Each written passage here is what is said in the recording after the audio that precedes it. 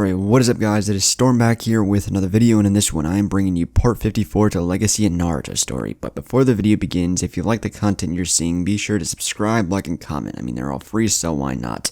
If you want some dope channel merch, the link that'll be down in the description below. If you want to see more of me, go check out my other channels and go follow me on Twitter and Instagram, which will all be linked down below. But without further ado, why don't we just dive right on in. Hidden Tower, Forbidden Forest. Welcome back. Both Naruto and Minato looked up to see a familiar white mask with blue patterns. The man was clad in samurai-style blue armor with white fur adorning his shoulders. Your room is this way. Blue led Naruto and Minato deep into the tower and towards the room where they would spend the following days. Extending his senses, Naruto felt no one nearby. Where's Hashirama? Is he waiting for Shika's team? Naruto asked. If Shika is that pineapple-haired guy, seems bored by everything, but seems driven to find what lies behind our masks, then no. Tobirama answered, sighing. That boy was getting to his nerves. More so than that green freak. What happened to the good old shinobi? Tobirama cried, anime tears in his head. He went to the Valley of the End for a quick stop, Tobirama explained, and Naruto raised an eyebrow. What for? Naruto asked. Fix the statue. Tobirama groaned while both Naruto and Minato laughed. I figure he wasn't very happy about the fight's collateral damage. Naruto chuckled while Tobirama just shook his head. Meh. Tobirama shrugged and looked around for something. Where's your teammate, the pale-faced one? Tobirama asked and immediately noticed that dark looks in both Naruto and Minato. What happened? Tobirama sighed, feeling a headache coming around. The bastard tried to kill us in our sleep. Naruto gritted his teeth. He still didn't make up his mind on what to do with Sai. On one hand, he tried to kill them in their sleep. On the other, he was a fellow shinobi of the Leaf, albeit a rude one. Why'd I even ask? Tobirama muttered under his breath, nursing his temples. Any idea why? Tobirama asked, but Naruto shook his head. It happened a couple hours ago, and he's currently taking a nap in my dimension. I still haven't had the time to interrogate him, Naruto explained, and Tobirama nodded. We're here, Tobirama said as they stopped near the door, halfway down a long corridor. I got you to share the bedroom, it's in Sai sleeping away. Then, I'll just release the other room to other participants, Tobirama said, opening the door and entering the room. It was a simple room, for lack of better words. A small window provided vision to the forest, a small bed big enough for both Naruto and Minato. Next to the bed was a small stand, and on the wall a dresser. Naruto walked towards the door inside the room and noticed that it led to a small bathroom. Seems good enough, Naruto said, and Tobirama nodded and started walking out. By the way, Tobirama suddenly said, stopping by the door. Do you want any help in your training during this month? Tobirama asked, and Naruto looked towards Hinata, who shrugged her shoulders and shook her head. Guess not. You and Hashirama can focus on Shika's team. They need it more than us, Naruto said, and Tobirama nodded, walking out. What are we supposed to do now? Hinata asked, but Naruto shrugged his shoulders, dropping to the bed, his armor rattling at the action. Naruto closed his eyes but didn't go to sleep. He merely went to a meditative state in order to think about his problems and promises. Next day, Naruto groaned as he opened his eyes and noticed it was already morning. He shifted on his head and noticed an empty spot next to him. He blinked and cleared the blurriness to notice that Hinata wasn't in the bed or in the room for that matter.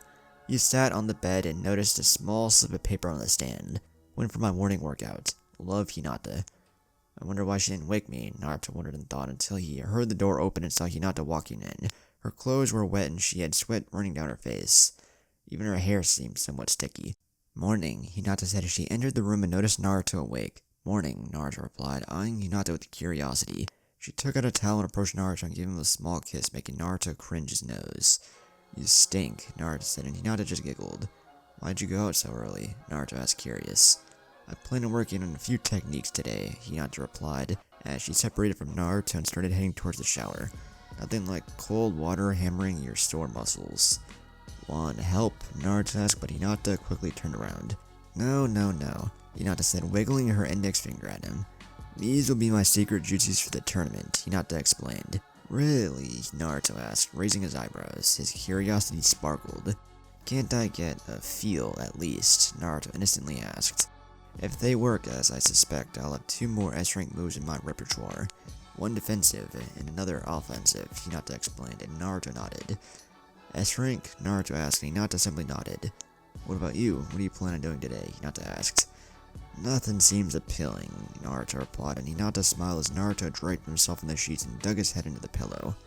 But anyway, I'm going to Konoha to do a bit of research, Naruto said, and Hinata blinked at his words.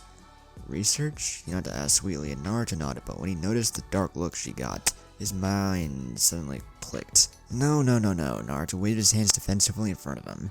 I mean, I'm going to the library in the Senju compound, not the hot springs, Naruto quickly replied and sighed in relief as Hinata smiled again. Whipped. Kurama said from his mind, making Naruto chuckle weakly. Good boy, Hinata smiled and patted Naruto's head.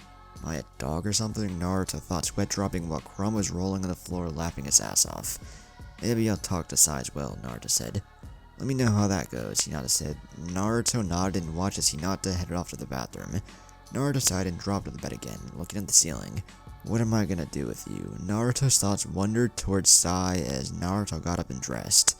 With a simple kamui, he swirled into his own dimension. Naruto's kamui dimension. Naruto arrived at his dimension, and it was the same way he always left it. What a bleak place, Naruto said as he arrived at his dimension. He never did do much about it, with the exception of a wall where he had a few weapons in case he ran out. The sky was pitch black. There was no wind, no animal sounds, nothing but silence. His dimension was comprised solely of cement cubes that seemed to hang in the air, all of them separate from each other. There was no sun, no north or south pole, no up or down. Naruto walked to the wall he built and noticed the weapons he had. Several Fuma shuriken, or for those that don't know, large 4-bladed shuriken. Naruto could release them directly from his dimension and into the enemy. His Chikuto that he hadn't used in a while also hanged on the wall, but his two main weapons hanged in the middle of it, standing side by side. On the left was a staff that Hagoromo had given him, and on the right was its fan, an heirloom passed down between the heads of the Uchiha clan, until Madara Uchiha had deserted from his clan. Nonetheless, it was passed down to Minato and later on to himself. Naruto shifted his attention towards the final member of his team. Sai was bound by ropes and was staring at him neutrally. Comfy? Naruto asked, but Sai remained neutral, staring at his soon-to-be torturer with seemingly dead eyes. Naruto lost his happy attitude and adopted an equally blank look. Naruto crouched until he remained at eye level with Sai, cold blue eyes staring unflinchingly at Sai. Sai, determined to never lose, stared with equal strength and vigor. Both seemed driven to make the other flinch. Seconds turned into minutes, and Naruto got tired and simply stopped the stare and got up. Sai released a breath he didn't even know he was holding. You're not going to break me, Sai said, and Naruto suddenly turned around. Nice to see some participation from you, Naruto replied, chuckling as Sai returned to his blank look. But don't misunderstand me. I have no intention of breaking you, Naruto said, and almost laughed when Sai's jaw threatened to drop. It was normal protocol to try and break prisoners for information. Even Geni knew that. If I wanted to break you, I would simply hand you over to Ibiki for some mind games, or perhaps drop you at Anko's house, Naruto said chuckling, and smiled when he noticed that Sai seemed to shiver at the mention of Anko. Oh yes, Naruto almost hissed. When dear Anko is through with you, you would be singing like a canary and be the embodiment of dickless, my friend. I've seen some of her patience, and it isn't pretty, Naruto explained. I mean, you have seen her snakes, Naruto rhetorically asked. She has more snake poisons than Konoha has of antidotes, and you know how sadistic she can be. Always searching for a volunteer, Naruto said, and noticed Sai's pulse starting to quicken. But since I don't have any intention of breaking you, you're safe from them, Naruto said in silent relief. But not from me, Naruto replied, glaring at Sai with the Sharingan glowing. People always give too much credit to pain, Naruto explained, waving his hands dismissively. It's true that under certain conditions, pain can be very persuasive, but root agents are supposed to be strong-willed, emotion-free, and have the mindset of perfect soldiers. Right? Naruto rhetorically asked. I mean, Naruto began dismissively. You're supposed to feel no fear, no love, no compassion, no regrets, and no self-preservation. You're supposed to carry orders to the letter, and should your master ask you to slit your throats, you would do so without hesitation, Naruto drawled, getting a sour flavor in his mouth. I've even heard of a secret medical procedure to disable the nerve clusters on the brain, disabling any feeling of pain whatsoever, Naruto explained. I myself am a mind person. No matter what you do to a person's mind, they will never physically die. You might turn someone into a vegetable, but only that happens to amateurs of the mind arts, Naruto began.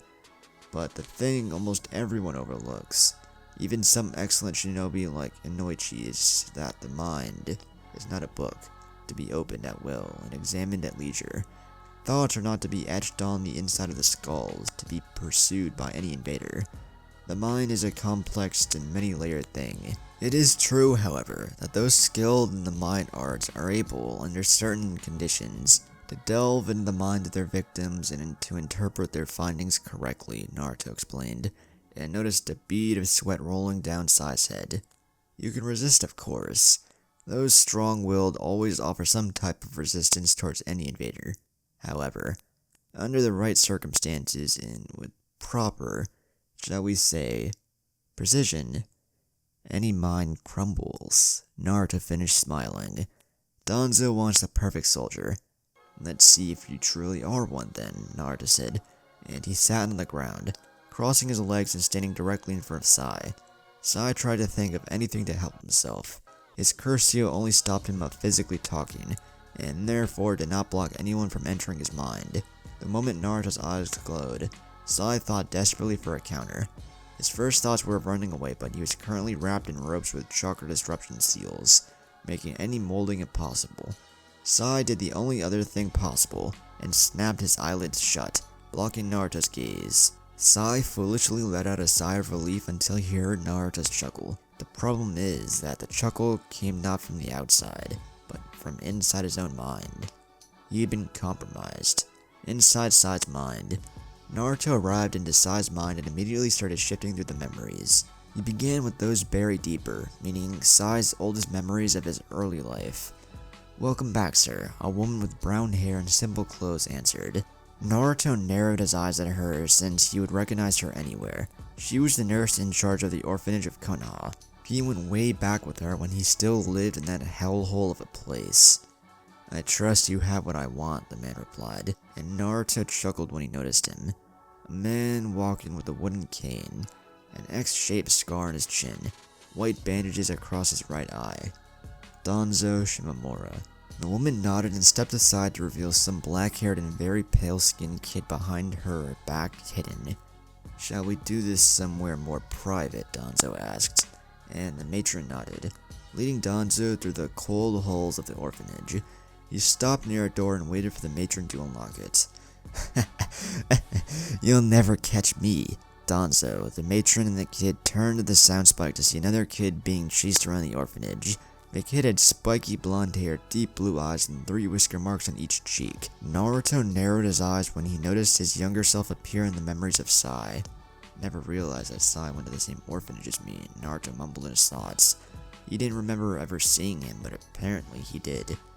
"Go away, demon brat," the matron snapped, and young Naruto froze in his steps when he heard the matron's voice. He nodded meekly and quickly hurried away from the halls. "I still wonder why Lord Hokage lets him live," the matron sighed, shaking her head while Danzo narrowed his eyes at young Naruto. "I don't suppose you want to take him as well?" the matron asked, somewhat hopefully, while Danzo pondered. He could take the Kyuubi brat and make him the perfect tool for the village, but he was too high profile for that. He'll never strive with that amount of hate he receives, Danzo thought before making his decision. Him, I could not. Hiruzen is too closely attached to him, Danzo simply replied. "A shame," the matron replied and opened the door to reveal 4 other kids. "So, 5 in total," Danzo asked, and the matron nodded, walking inside and opening some drawer. She retrieved multiple files and handed them over to Danzo. 5 is the total we can negotiate. Any more and the other nurses might notice," the matron replied, and Danzo nodded, handing her a small envelope. The matron greedily accepted the package and quickly opened it to reveal a stack of money. "Do we have a deal?" Danzo asked, and the matron quickly nodded her head. "Alright, kids. You are being adopted by this man. Treat him with respect and obey him. Understood?" The matron glared at all of them, and the kids all nodded their heads in acceptance. "Yes," he told me. The kids chorused together and they were led away by Danzo. Naruto shook with rage when he realized that the matron had been selling kids to Danzo. In the aftermath of the Kyuubi's attack 17 years ago, many people died and the influx of orphans almost broke the orphanage. They were ripe for the taking. Naruto muttered and promised to have words with her. Naruto released the memory and started scavenging for the next one. This time, they were in some underground facility.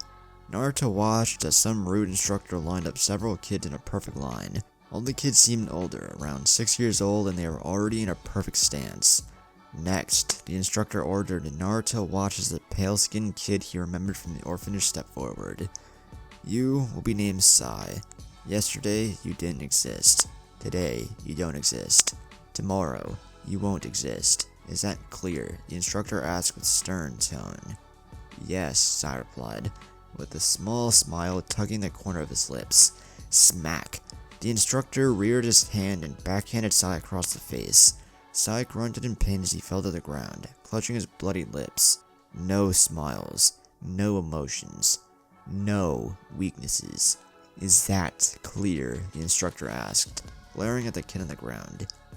Yes, Sai barely replied through the pain. The same goes for the rest of you, the instructor ordered. Yes, sir, the rest of the kids chorused together. Honestly, Naruto said, shaking his head as he let go of the memory and focused on another. Happy birthday, some gray-haired kid yelled, handing Sai some book. What's this? Sai wondered as he lightly shook the package. Open it, the gray-haired kid said, shaking his head in amusement. It's a sketchbook. Sai's eyes lit up in happiness when he noticed his gift. Now I can draw a picture of you and me in here, Sai replied, making the gray-haired kid blink in confusion. Thank you, big brother Shin, Sai yelled as he lunged forward and hugged Shin. Then you have to show it to me when it's done. Deal? Shin asked, and Sai quickly nodded in acceptance. Never realized he had a brother, Naruto mused. I don't really understand Danzo's training. The instructor punishes any emotion, and these two happily show them, Naruto said out loud, as he scanned his memories for the next one. The scene changed into a desert terrain. Both Sai and Shin were standing face to face in full gear. Danzo was standing on a nearby cliff, watching the two brothers. I'm ordering the two of you to fight to the death. If by tomorrow one of you isn't dead, then I shall kill you both, Danzo ordered, and Shin swinged away. Naruto watched as the two brothers battled it out, with Shin trying to kill his brother. Sai, however, surprised Naruto as he didn't fight back, unwilling to harm his brother.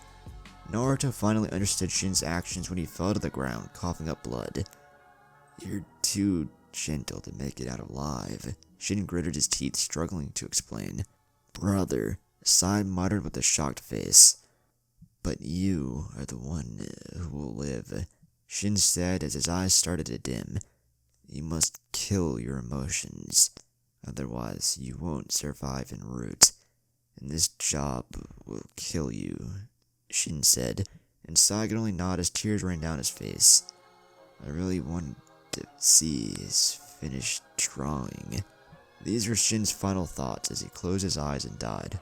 What a crappy life, Naruto muttered to himself as he finished reviewing Sai's thoughts.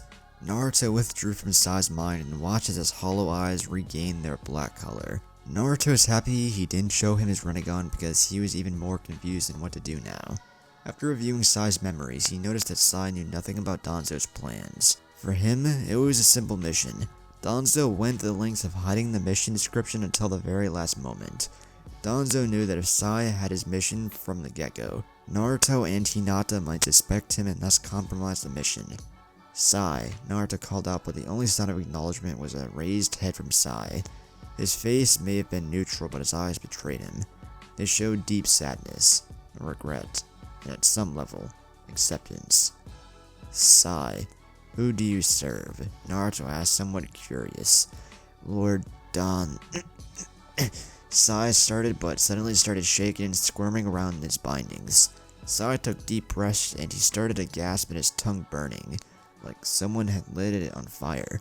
Naruto watched as several black markings surrounded his body, and Sai found himself completely frozen, unable to move a single limb, much less even blink. A seal, Naruto thought in shock as he watched it spread across Sai's body. Naruto approached him and started rummaging through his memories until he came across the reference to what happened to him. A simple paralysis seal key to Danzo to prevent information leakage, Naruto thought, as he kneeled in front of Sai and slowly opened his mouth and pulled his tongue outside to reveal a small black seal, imprinted on the moist tissue. Seal release, Naruto pressed 2 fingers against the black tattoo, and channeled enough chakra to break the seal for good. The seal started sizzling into smoke until nothing remained. As the seal faded away, So did the black markings spread across Sai's body, returning him his movement. So, Danzo is your master, correct? Naruto asked, and Sai simply nodded. He realized it was futile to hold against Naruto. He could just rummage through his memories and get every answer he wished for in the blink of an eye. And, who commands Lord Danzo? Naruto asked. Tsunade Senju, the 5th Hokage of the Hidden Leaf Village, Sai replied, and Naruto smiled. So then logically, you work and take orders from the leader of the Hidden Leaf Village, correct? Naruto rationalized, and Sai nodded. And yet you try to kill me. The Senju clan head, and Hinata. One of, if not the best medic in Konoha, Naruto explained. What does that mean to a servant of the Leaf Village? Naruto asked. A traitor, Sai whispered in disbelief. It was ordered from my superior, Sai explained. Then logic dictates that said superior is a traitor to the Leaf, correct? Naruto asked, and Sai nodded once again. Sai had betrayed the beliefs he had been trained to die for his whole life. If you knew that killing us would constitute an act of treason, then why did you choose to do it nonetheless? Naruto asked, and Sai frowned for the first time. En route, you have no name. You have no feelings. You have no past. You have no future. There is only the mission, Sai replied, in such a tone that suggested that this creed had been ingrained deep in his brain. That is why you betrayed the Leaf. You feel no emotions. You don't know the difference between right and wrong. You follow orders without question, even if they go against your own beliefs, Naruto explained. But Sai remained silent. Naruto approached him and placed 2 fingers on his forehead. Don't worry, we'll discuss this again when we go back to the Leaf. I'm placing you in stasis until then, Naruto said as Sai closed his eyelids and fell into a deep sleep. Senju's compound library. Naruto arrived at Konoha a few seconds later and made his way towards the library. Since Hinata wasn't there, he had to find the biology section, but this time, for human beings. His jaw nearly dropped at the size of that section of the library. Shelves upon shelves ranging from human anatomy, skeletal systems, tissue systems, cellular biology. It completely outshined the biology section of reptiles. It was a testament to how much research had been made on the human body. It shouldn't be surprising, after all. Hundreds of people have researched ways to improve and stretch the levels of a human body, to stretch the strength, speed, power in order to create a perfect body, a perfect weapon, a perfect shinobi. Even though hundreds were researching on how to break these limits, very few actually managed to even dent the barriers. Tsunade Senju, for instance, created her seal that drastically improves cellular regeneration, on the cost of losing a few years of her life. Cells don't divide indefinitely, they have a limit, and when this barrier stretches beyond their limits, the user's life expectancy diminishes. Another genius, although crazy, sadistic, and with no regard for human life, also fitting the description, is Orochimaru. People think he's evil, and they're right, but neither can refute that he is one of the best medical minds ever born. Like everyone else, Orochimaru searched to stretch the boundaries of the human vessel and came up with his own cursed seal, infusing Senjutsu chakra into the user. But like most people, Senjutsu chakra is extremely difficult to control.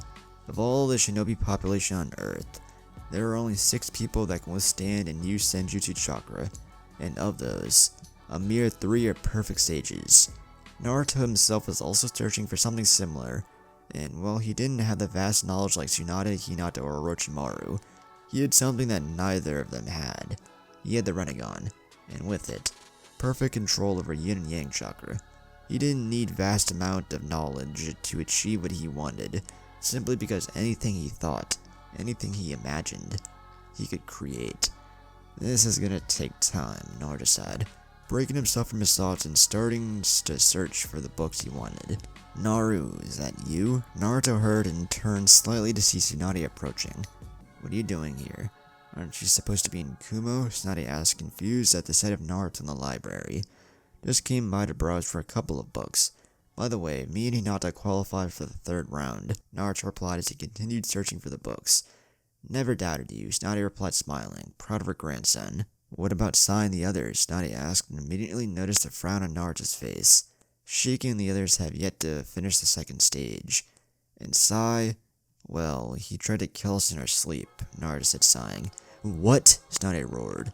It was a mission from Danzo. The whole protect the Senju heir and Kyubi-jin Cherokee was aroused to hide his true intent, Naruto explained. I don't know what he attempted to accomplish with having me and Hinata of all people being killed. When I get my hands on that pale-faced freak and his mummy of a master. Tsunade laughed evilly, cracking her knuckles. It wasn't Sai's fault, Naruto simply replied, frowning again. Don't tell me you're defending Sai now, Tsunade asked in mere disbelief.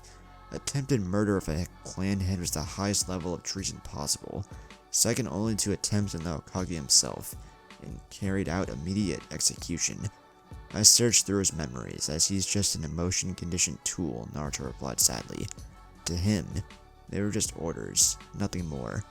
I have no use for shinobi who are willing to betray their comrades and orders, Tsunade replied, and Naruto seemed taken aback by her attitude.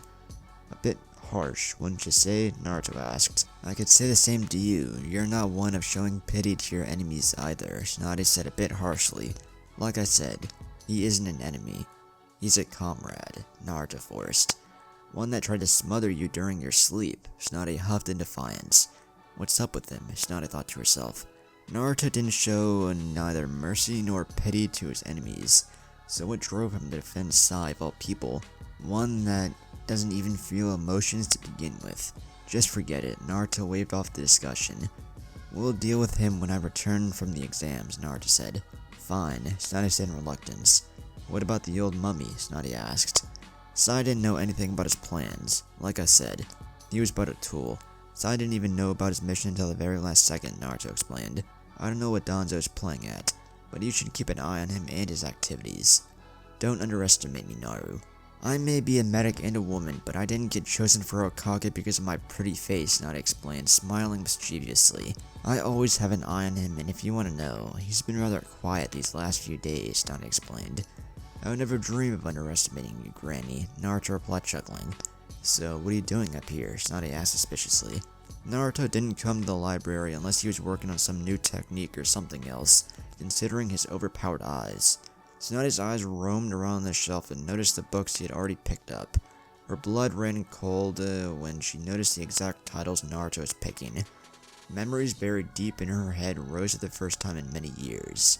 Flashback. Yo, idiot Orochi, enough with the books and let's go. A younger, smaller, and less wrinkled version of Jiraiya yelled to his other comrade, Orochimaru, who was currently sitting in his chair. Countless papers, books, and other sketches spread across his table sighed in annoyance. I could never get anything done with those two around, Orochimaru thought to himself as he slowly twisted his neck to see Jiraiya waving his hand in a come-on motion. Next to him was Tsunade, who was leaning against the wall, an annoyed expression on her face. Enough with this, Tsunade replied, leaving the wall and quickly approaching Orochimaru. She arrived next to him and peeked over her shoulder to find out what exactly he was working on, and what had him so focused. She noticed sketches in the human nervous system, notes on cellular division, and many others spread across the table with seemingly no apparent order to them. She shifted her attention and eyes, and it landed on the books, stockpiled on the table. Human body biology, oxidative medicine and cellular longevity, mitosis and meiosis, cellular immortality, myth or reality. Orochimaru, Tsunade said, looking from the books to the neutral Orochimaru. You can't be serious, Tsunade said in surprise mixed with shock. Maybe. Just maybe. There is no purpose in life. Orochimaru started, annoyed that he was constantly interrupted. But, if you linger a while in this world, you might discover something of value in it. Is that what you think? Tsunade asked. That there's no point in being alive? Quite the contrary, Orochimaru chuckled, looking at Tsunade's confused face. I treasure life more than you know it. It's fear that holds us back from reaching new heights. Why isn't simply immortality the next step in our evolution? Orochimaru rhetorically asked as he started packing everything up. It's human nature that people won't realize the true value of something unless they lose it, and I, for one, do not wish to lose it to begin with, Orochimaru said, and he finished packing and turned to Tsunade, who had a puzzled face. Is this research because of your parents? Tsunade softly asked, and watched as Orochimaru nearly flinched. Don't look too much into it.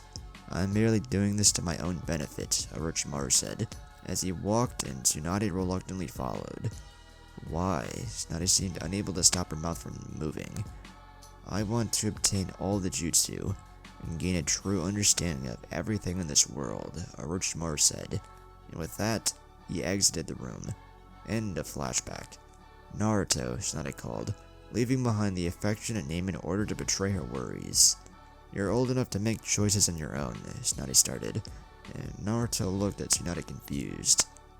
I lost a very dear friend, because of what you're searching for right now. He lost himself in that research, and no matter how hard or I tried, he was lost to us. He became so immersed into his research and his final goals, that he forsake everything that made him human to begin with. You're talking about Orochimaru, right? Naruto asked and Tsunade nodded. I will never become like him, Naruto firmly replied and Tsunade smiled. I know that you would never think of becoming like him. I'm just telling you to be careful with what you're researching for. It's easy to lose yourself, Tsunade warned and Naruto nodded.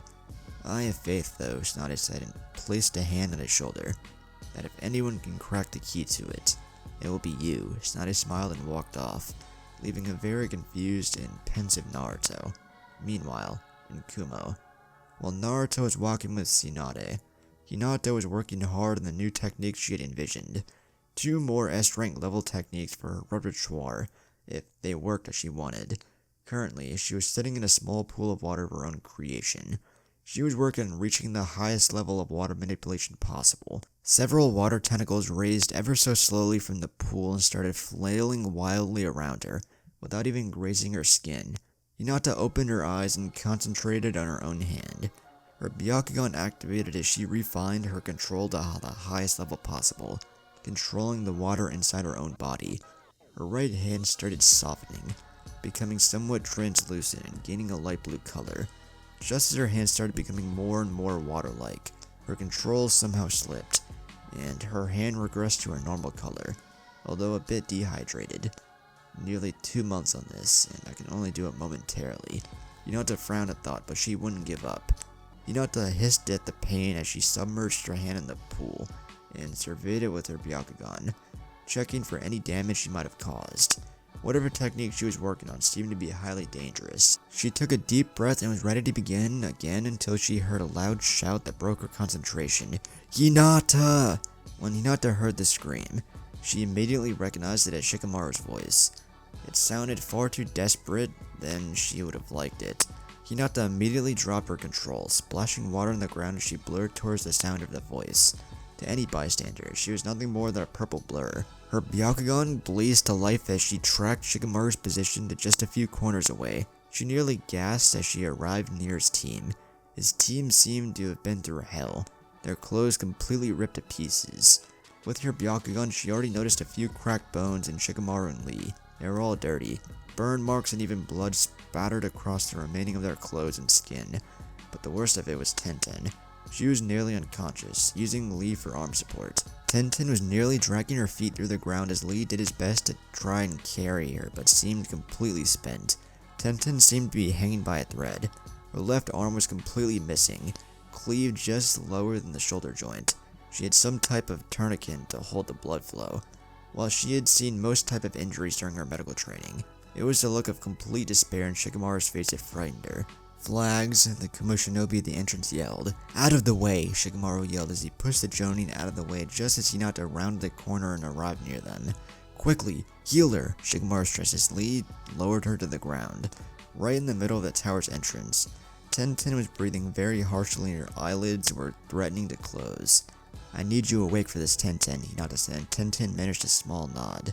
What happened? Hinata asked, trying to ascertain the injuries while she performed a quick diagnosis. We were ambushed as we arrived here, Shikamaru started as he sat on the ground, exhausted. She was poisoned by one of those big spiders and we didn't have any antidotes. While the poison wasn't immediately deadly, we needed you to heal her. As we arrived at the tower, we were ambushed by 2 sand teams. Shikamaru gritted his teeth. I was already low on chakra, and Tenten was compromised by the poison. Lee was forced to open the gates to fight them. The poison was slowly working and made her a static target for them. and you know how good Suno Shinobi are with wind jutsus. She caught a wind blade that cleaved her arm like it was butter, Shikamaru explained, and Hinata nodded. Shadow Clone Jutsu, Hinata said, as another clone popped into existence, and immediately sat on the other side. The Hinata clone was performing a few gashes along Tenten's body, not in vital spots. "What are you doing?" Shikamaru asked in shock, when he saw more cuts appear on Tenten, clearly due to Hinata's work. "The poison is clouding her blood. I need to extract it before I move on," Hinata quickly replied, with a look that said to stop distracting her. If she wasn't a shinobi, the poison alone would have finished her long ago. A very poisonous green liquid started pouring out of the newly made cuts. With her free hand, Hinata made a strange seal, and the suction seemed to increase, making Tenten squirm under the pain. With a quick juken strike to the base of her neck, she was paralyzed from the neck down. "Sorry, Tenten, but I can't have you squirming and messing with my work," Hinata replied, while Tenten seemed to try and glare at her.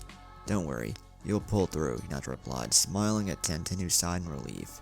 Her juken strike also disabled the nerve cluster, preventing any pain from going through.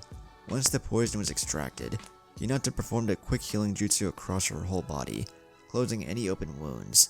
Her hands started glowing white, instead of the traditional healing green. Her hands traveled from her head, along her neck and ribcage, down to her legs and ending on her feet. "What are you doing?" Lee asked, curious about the different glow he usually saw when he was treated. "It's stimulating her bone marrow to vastly increase blood cell production. It's instantaneous, unlike the blood replenishing pill. I need her stabilized to heal her arms," Hinata explained as Tenten's breathing seemed to slow as her heart rate also slowed. Her blood level was dangerously low. A few more minutes and she would have been gone, Hinata explained, and Shikamaru sighed in relief. "It doesn't matter anymore," Tenten whispered, but everyone heard her. "What do you mean by that?" Shikamaru asked. "I lost my left arm. I'm a cripple and a shinobi one at that," Tenten said with her eyes moist. "Don't you dare," Shikamaru warned. "We didn't drag you and nearly kill ourselves for you to simply give up. Besides, it's not the end of the world," Shikamaru said, trying to cheer the girl. "It is for me. I'm not a particularly strong shinobi. Everything I wanted was to become a jonin, and I'm not made for civilian life," Tenten almost yelled. "Enough," Hinata yelled as she cut the discussion. "Stop talking and pushing your body. Your heart rate is going up again, and I don't want to tax your body any more than it already is," Hinata warned. And Tenten reluctantly nodded, but couldn't help but let out a sob. "I've been working on a medical technique that might heal you," Hinata smiled warmly. "Really?" Tenten asked with her hopes rekindled. Hinata nodded her head and Tenten smiled. "Troublesome. All this fuss when you could have said that earlier," Shikamaru said as he leaned against the wall, nursing his ribcage. "Please." A snort was heard and everyone's attention shifted towards the owner. He had a wide frame with neck-length black hair, and a bandana with his village's forehead protector. He wore the standard Iwageki shinobi uniform, complete with a flak jacket and a shirt having no right sleeve. "Even I know that medics can't heal what doesn't exist," the Iwa shinobi said. "Out," Shikamaru said firmly when he noticed Tenten's mood drop again. "A bunch of tree huggers getting killed in the forest is just too much for me to miss," the shinobi explained, licking his lips in anticipation. Before he could even blink, Shikamaru closed the distance between them and clocked him right between the eyes. The shinobi stumbled backwards, clutching to his face. "Bastard," he groaned out as he built himself to his full height, trying to intimidate Shikamaru, who remained his ground. "Enough, Taisuke," a new voice broke the incoming fight. This voice, although it had a harsh tone, was clearly female. She had short black hair and was pupilless, black that are accentuated by her eyelashes running upwards at the center. Her garb was similar to that of her teammates.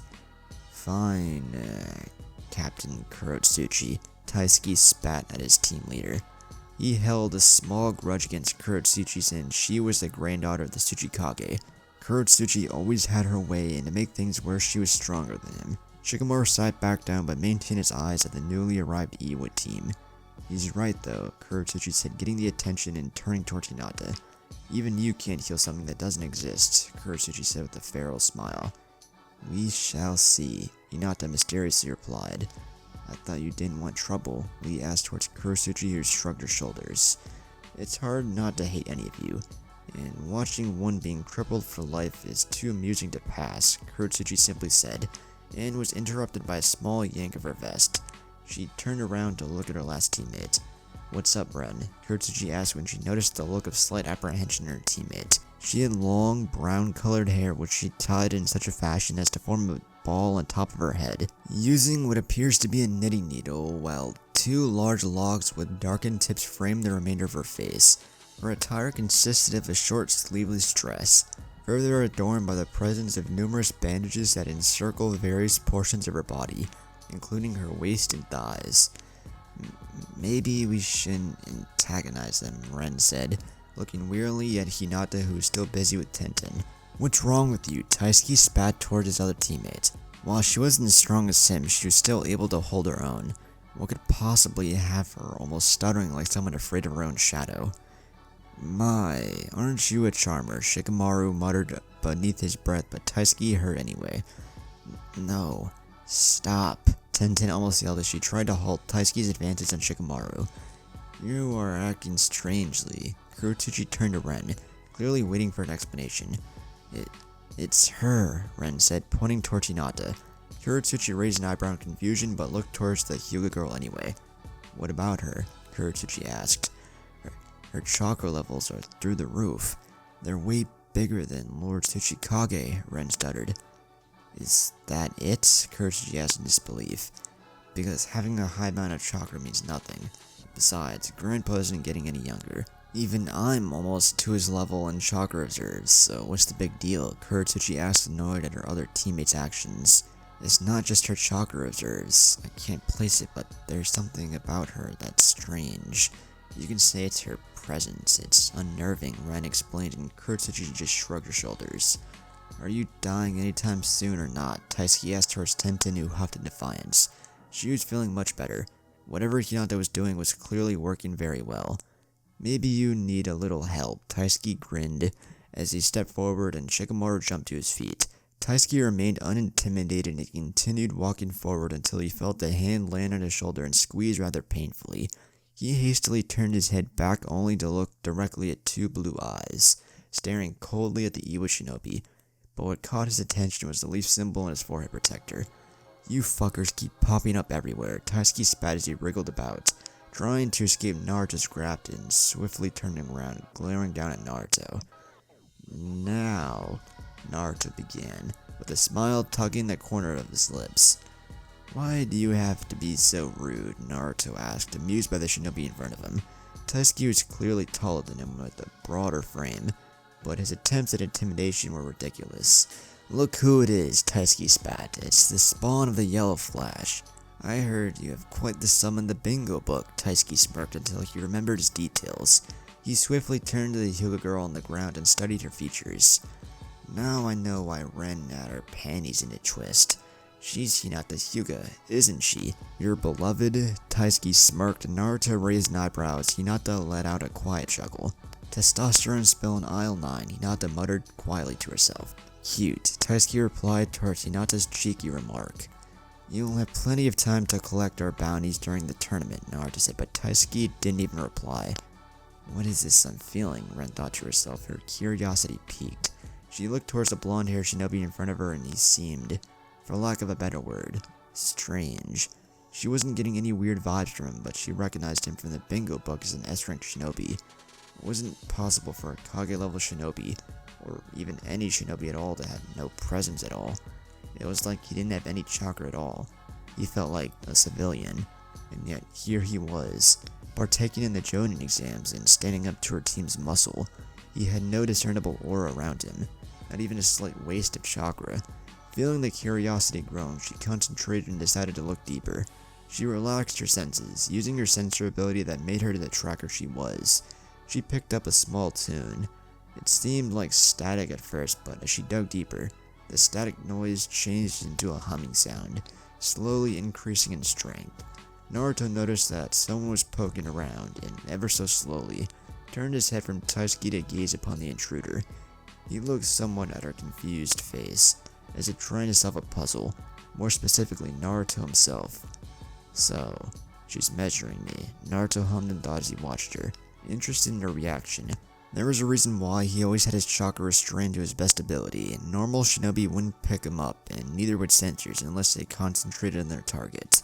The reason why he always restrained his chakra was because, to some, it could be overwhelming. The standoff between Naruto and Taisuke immediately came to a stop as both Taisuke and Kurotsuchi turned to the source of the high-pitched scream. Ren was on the ground shivering, her eyes wide with horror, mouth rigid and opened. The fists clenched with blank knuckles and the nails digging deeply into the palms of her hands. It was a kind of scream that made your blood run cold. Kurotsuchi immediately rushed to her teammate and kneeled beside her. "What's wrong?" Kurotsuchi immediately asked and noticed that Ren was staring at Naruto with glassy eyes, wanting to look away but unable to. "What did you do to her?" Taisuke shouted as he grabbed Naruto by his armor and bringing him up to his eye level. "She took a look at my chakra, and that happened," Naruto simply said. "My chakra can be overwhelming to some, and sensors usually take the full brunt of it," Naruto explained, but Taisuke only sneered. He's a monster," Ren managed to say, her words intermittent and her state bordering on shock. "Troublesome," Shikamaru muttered. "Don't worry about her," Naruto replied as he slowly pushed Taisuke back, freeing himself from his grip. "It was just a shock. She'll be fine in a couple of minutes," Naruto explained. "I don't understand what's so special about you," Kurotsuchi huffed. "You're not a sensor, so unless I start releasing chakra, you won't know," Naruto said, shrugging his shoulders. After the whole ordeal with Ren and Naruto, things started calming down, although the tension was still palpable. "I'm fixing your arm now, Tenten," Hinata said, and Tenten slowly nodded. She watched as Hinata removed the tourniquet and immediately gave a juking strike to the arm, making every muscle contract and stem the blood flow far better than the cloth wrapping. Naruto kneeled next to Hinata. "I can patch her up discreetly," Naruto whispered to Hinata, but she shook her head. "Can't risk it," Hinata replied. "I have been working on a new technique based on the seal that Lady Tsunade developed," Hinata said, pointing to her forehead. "Now this I want to see." Kurotsuchi arrogantly stepped forward, not enough to be considered a threat, but enough to get a good view of what she would do. The clone in front of Hinata dispelled as the original Hinata gained several purple markings around her face. They radiated from the diamond-shaped seal on her forehead, skipping her eyes and down her cheeks. Ren let out a gasp when her aura seemed to skyrocket. "Sage art," Hinata said as she opened her eyes with her Byakugan blazing. "Ultra-fast regeneration jutsu," Hinata whispered as she placed her hand at the exact place of the wound. Her hand started glowing a deep purple, somehow matching her markings on her face. Everyone held their breath in expectation of what was to come, but neither could anticipate what they would witness. The muscles slowly started to ease their stiffness. The arm regained its natural color. The dead pieces of flesh simply fell to the floor, making Lee empty his stomach. Everyone watched in disbelief as a whitish substance started growing out of the remaining portion of arm. It didn't fall to the floor, but instead, it continued growing outwards, reaching around a foot in length. The white substance started changing form, taking the shape of a cylinder, with the edge being slightly bigger. Anyone even remotely aware of the human body anatomy would recognize just what the substance was. It was the humerus bone. Tenten gulped when she saw a new bone sticking out of the flesh of her arm.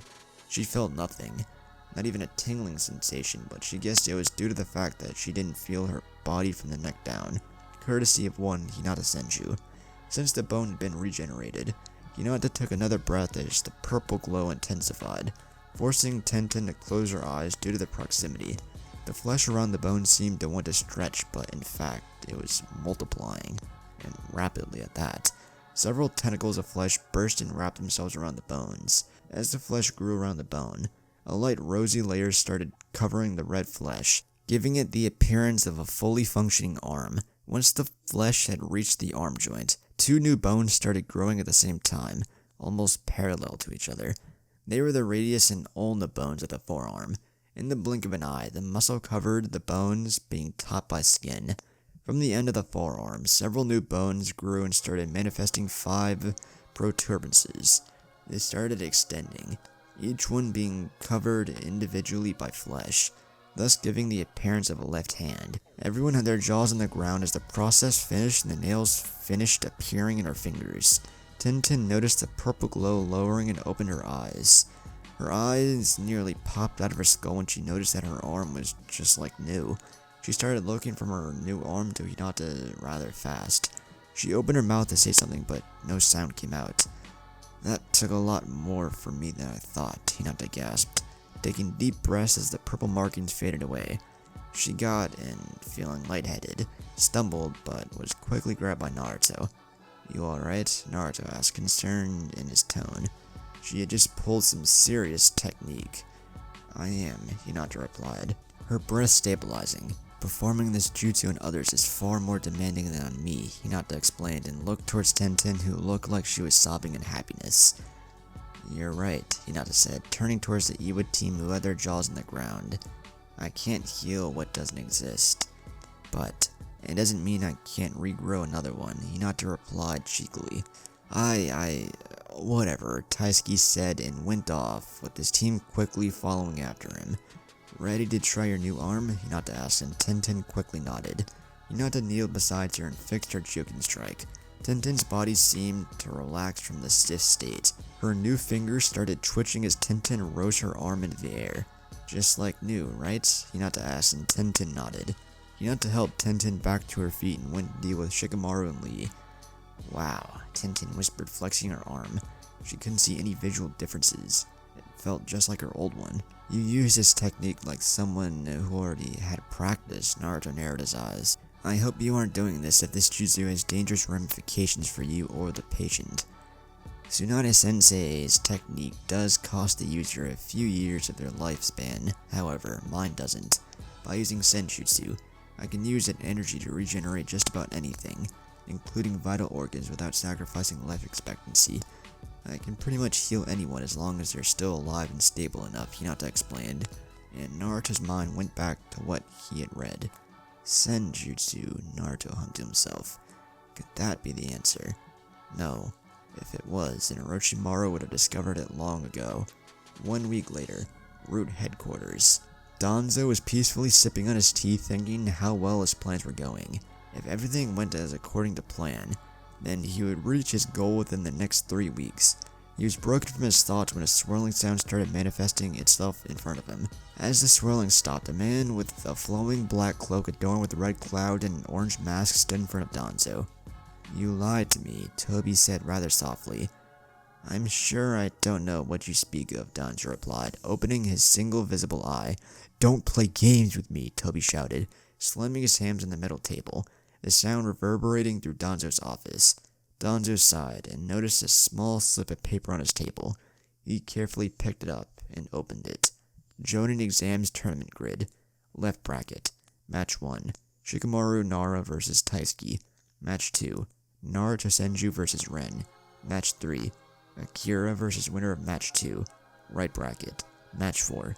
Hinata Senju vs Kurotsuchi. Match 5. Rock Lee vs Tenten. Match 6. Matsuyu vs Sadao.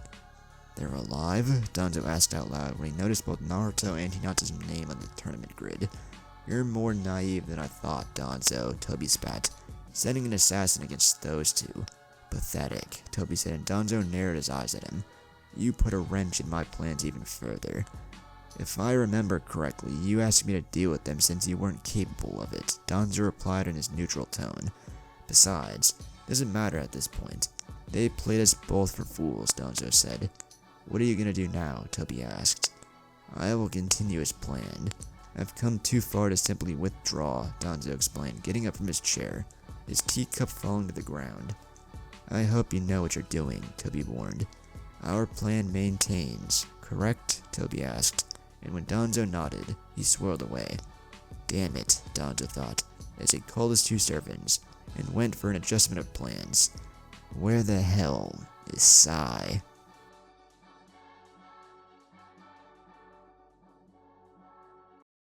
"愛してる."